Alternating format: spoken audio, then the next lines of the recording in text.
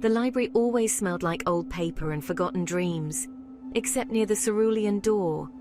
That part held a different scent, something akin to rain and fear.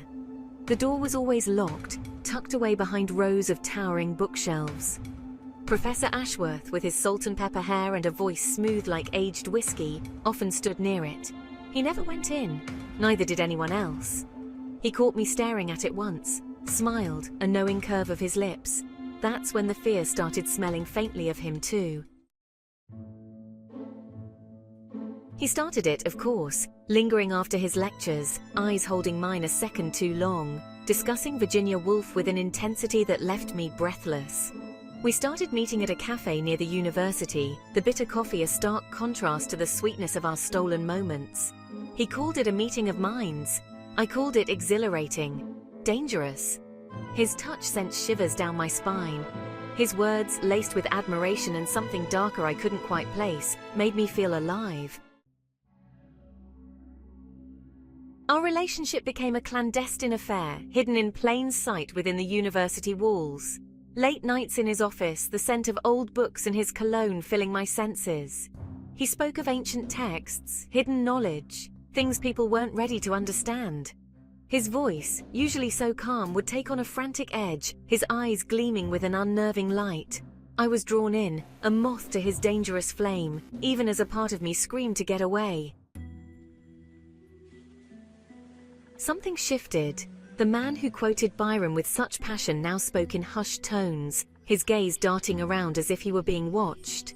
The warmth in his eyes was replaced by a coldness that sent chills down my spine. His touch, once electrifying, now felt possessive, suffocating. I tried to pull back, to create some distance, but he tightened his grip. "We're close," he'd whisper, his breath hot against my ear.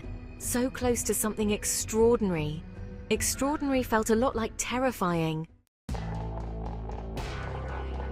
One night, he took me back to the library. It was eerily silent, the usual hushed whispers replaced by a heavy stillness.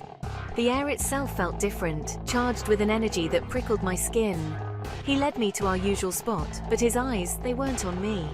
They were on the cerulean door. The fear I'd been suppressing now roared to life, a living thing inside me. "Don't," I breathed, the word barely a whisper in the stillness. He turned, a slow, deliberate smile spreading across his face. It wasn't a kind smile. "For you," he murmured, his voice a low caress. He held out his hand, a small tarnished key resting on his palm. It was old, ornate, heavier than it looked. It gleamed dully in the dim light.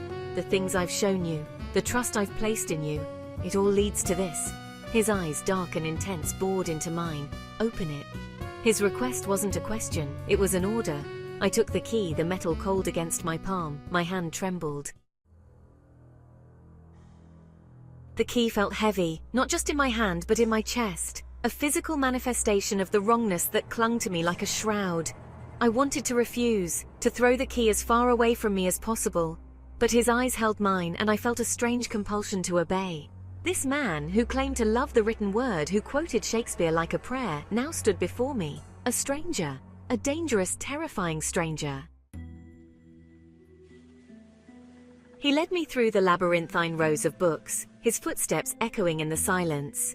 The air grew colder, the scent of old paper replaced by something metallic, something ancient. My steps faltered. "Please," I whispered, my voice trembling. "I don't want to do this." He stopped, turning to face me. His eyes, glowing with an almost predatory light, held me captive. "Don't you want to see it?" he asked, his voice a soft purr. The truth. His hand, cold and clammy, closed over mine, urging me forward. We reached the door. The cerulean paint was chipped and faded, as if time itself was afraid to touch it. He stepped back, his eyes never leaving me. The fear was a living thing now, coiling in my stomach, constricting my lungs. With trembling fingers, I slid the key into the lock. It turned with a heavy click that echoed through the silence like a death knell. The door creaked open, revealing a staircase that spiraled down into darkness. A faint, ethereal light emanated from below, casting dancing shadows on the stone steps.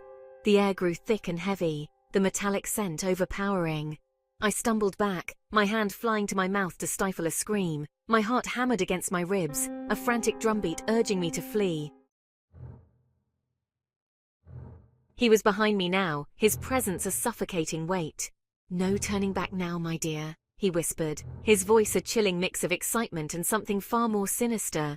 He gently propelled me forward, his hand on the small of my back. The touch sent a jolt of terror through me, the realization hitting me with the force of a physical blow. I was trapped.